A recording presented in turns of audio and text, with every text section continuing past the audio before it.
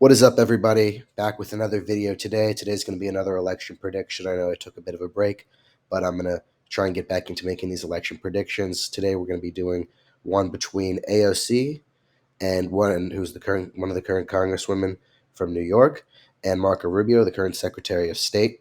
There's been a lot of discussion as to the future for AOC, as to whether or not she's going to primary Chuck Schumer for the Senate seat in 2028, or whether or not she's going to run for president. And then with Marco Rubio, a lot of speculation around him. Of course, J.D. Vance does seem like the front runner for the nomination, but anything can happen in the course of 4 years. And Rubio still is, in my mind, a top contender to be the Republican nominee come 2028, or at least the vice presidential nominee. So I thought that this would be an interesting matchup to take a look at. And then a lot of people, I think, underestimate AOC. I actually think she has a lot of charisma and hypothetically could win a Democratic primary. I know people think that she's out there and she's not. She's certainly not a moderate Democrat, but I do think that there's a lane for her to run in. When you look back at 2008, Barack Obama was by no means considered a moderate establishment Democrat. It was Hillary Clinton, it was Joe Biden, it was other people running in that primary. With AOC, I definitely think there's a lane, and I definitely think she can outshine people like Gavin Newsom, who, in my opinion, come across as pretty phony, or even people like Kamala Harris, who I don't think would do too well in a Democrat primary. She didn't do too well in 2020, and even with being the vice president, I still see it being a little bit difficult for her to gain traction there. With that being said, let's get into this prediction. Um, I'd like to caveat this saying one more thing: we just don't know how President Trump's administration will play out. We're about 9 months in. We're in October now. There has been some time. It looks like there might be a deal in Gaza. The economy is relatively the same as it was previously. But we just don't know what the country will look like in approximately 3 years. But I'm going to make this prediction as of the current um, state of the country, as of the current popularities of the Democrats and the Republicans, and whatnot. So let's get now into this prediction. I do think AOC would perform very well on the West Coast, as well as in the state of New York. Her chosen candidate for endorsement, Zohran Mamdani, looks like he's going to be the next mayor of New York City.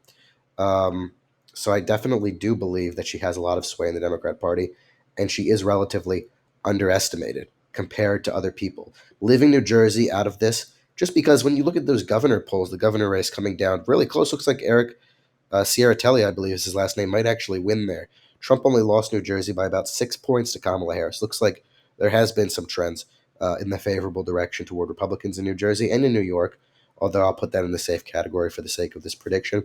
But with New Jersey, I'm going to leave that. Probably put it in the likely Democrat category, not Arizona. My apologies.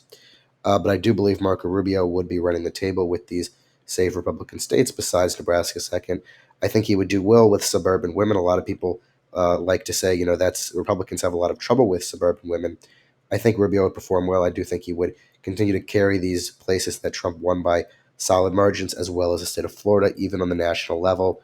Um, Rubio would perform well in Florida. Remember, he was the senator from Florida. When you look at those races and the candidates that he ran against, he won by incredible margins in Florida. Trump won by a lot in 2024. DeSantis ran the table, I believe, for his reelection campaign. So I do think that Florida is trending in the favorable direction for Republicans, to the fact that now you could even argue it's a safe state with Marco Rubio on the ticket.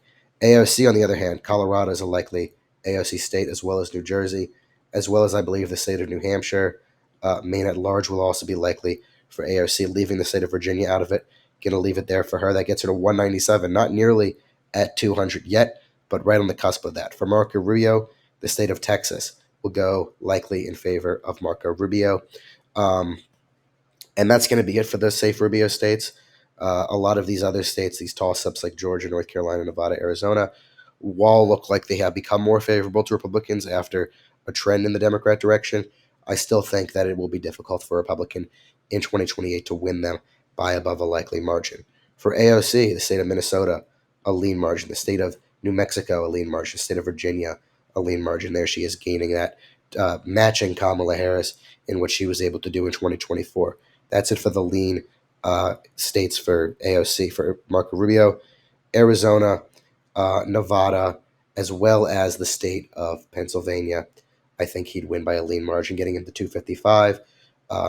I think the Rust Belt is trending slightly to the Republicans' favor. Biden, of course, won them back in 2020, but with Trump, and depending on the success of his tariffs in bringing back manufacturing jobs, and a lot of those very big trade deals that he was able to land, we're going to see the effect of what happens with that throughout his administration. He just made come to these agreements months ago, weeks ago. So there hasn't been a serious effect that we've seen from the tariffs and from the trade deals he's been able to land. And a lot of those trade deals were to help out farmers, in his opinion. Now, this is from his perspective. He's putting tariffs on imported goods. He wants to help out a lot of farmers in the Midwest, as well as bring back, as he said, from 2015 manufacturing jobs in states like Michigan, Wisconsin, Minnesota, Pennsylvania. I think, Republicans have become more or less the party of bringing back those sorts of jobs. Democrats either want to outsource them or increase immigration levels, things like that, to uh, make up for it. With that being said, I do think that improves Republican chances in those areas of the country. AOC will tilt Nebraska second in her favor. It has consistently been going more and more in favor of Democrats, probably because of Trump not doing as well with suburban women. I think AOC will tilt the state of North Carolina in her favor, along with the state of Michigan.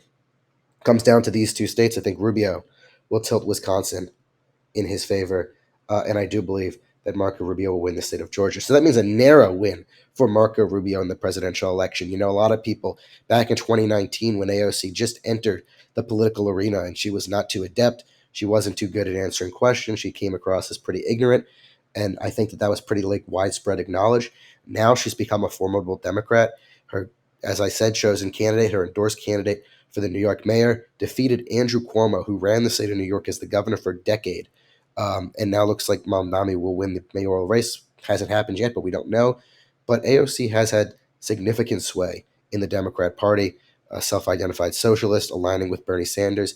That wing of the party has consistently grown since Sanders' initial campaign in 2016. And I do think that has grown in favorability across the country as well. Although I do see Rubio winning this election, I do see it being a very, very narrow election. And in due time, AOC could put herself in a position where she could win hypothetically this election. She is a formidable candidate. I don't think anybody should overlook her. Rubio, in this situation, would become the next president of the United States. This is my prediction between these two candidates as of now. Let me know your thoughts in the comments below. What states would you change? What states would you keep the same? Thank you all for watching. Subscribe to the YouTube channel and stay tuned for more awesome videos. Have a great day.